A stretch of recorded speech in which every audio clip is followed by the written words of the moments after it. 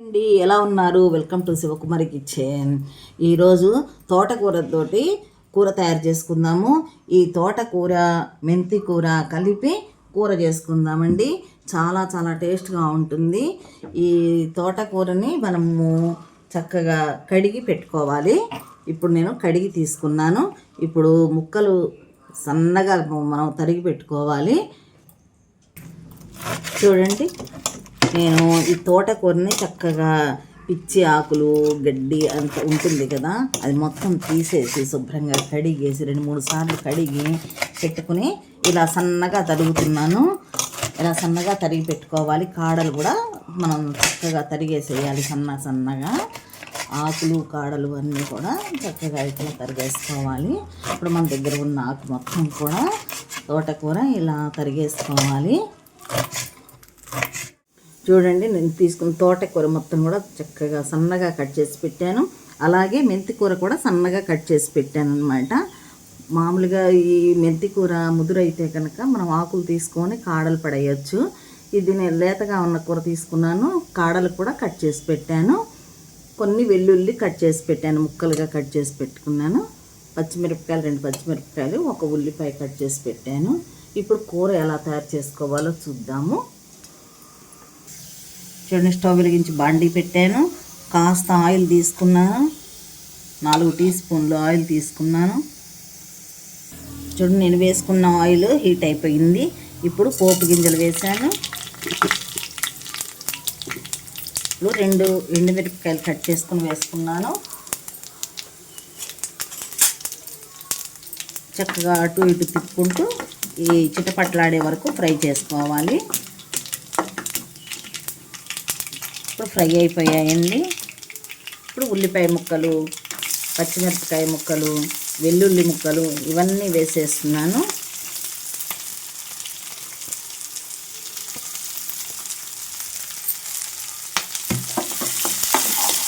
చూడండి, వీటిని కూడా అటు ఇటు తిప్పుకుంటూ చక్కగా ఫ్రై చేసుకోవాలి. కాస్త కరివేపాకు వేస్తున్నాను. ఇది కూడా కలిసేలాగా అటు ఇటు తిప్పుకుంటూ చక్కగా ఫ్రై చేసుకోవాలి. ఇప్పుడు కాస్త పసుపు వేస్తున్నాను.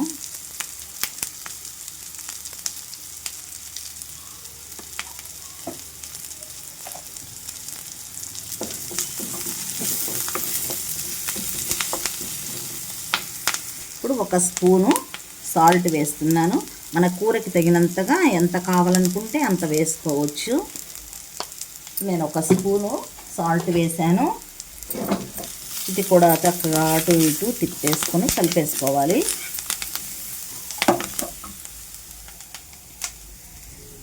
చూడండి, ఇప్పుడు నేను కట్ చేసి పెట్టిన మెంతి కూర లేదు, అది వేసేస్తున్నాను. అలాగే తోటకూర కట్ చేసి పెట్టుకున్నాను కదా, అది కూడా వేసేస్తున్నాను. చూడండి, ఇదంతా కూడా చక్కగా కలిసేలాగా చక్కగా అటు ఇటు కలుపుకోవాలన్నమాట. నేను సాల్ట్ ముందే వేసానన్నమాట. ఈ ముందు వేస్తే చక్కగా ఆకుకి కలిసిపోతుంది. చక్కగా మనము అటు ఇటు తిప్పుకొని మూత పెట్టుకుంటే చక్కగా మగ్గిపోతుంది అన్నమాట. తర్వాత లాస్ట్లో వేసామంటే సరిగ్గా కలవదు. చూడండి, 1 నిమిషం పాటు చక్కగా అంతా కలిసేలాగా చక్కగా కలుపుకొని ఇప్పుడు మనము కాసేపు 5 నిమిషాల పాటు మూత పెట్టుకొని మగ్గించుకోవాలి. లో ఫ్లేమ్లో పెట్టుకొని మగ్గించుకోవాలన్నమాట. చూద్దాము కూర.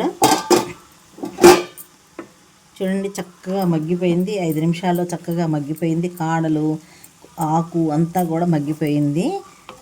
మనము సాల్ట్ వేసుకున్నాం కదా, ఇప్పుడు కొంచెం కారం వేసుకుందాము.